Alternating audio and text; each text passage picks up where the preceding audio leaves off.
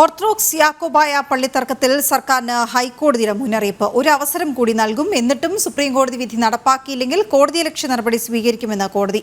ഈ മാസം 25-ന് മുൻപ് നടപടി റിപ്പോർട്ട് കൈമാറാനും നിർദ്ദേശം നൽകി.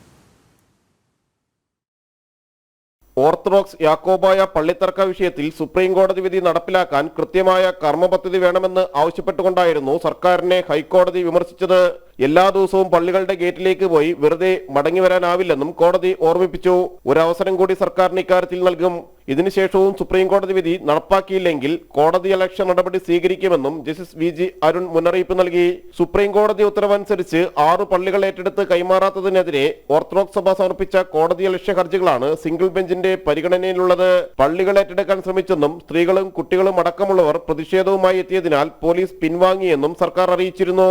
അതേസമയം സർക്കാരും പോലീസും ഒത്തുകളിക്കുകയാണെന്ന് ഓർത്തഡോക്സ് സഭ ആരോപിച്ചു. ഈ മാസം 25-ന് മുമ്പ് നടപടി റിപ്പോർട്ട് ആവശ്യപ്പെട്ട കോടതി ഹർജികൾ വീണ്ടും പരിഗണിക്കാനായി മാറ്റി. ജനം, കൊച്ചി.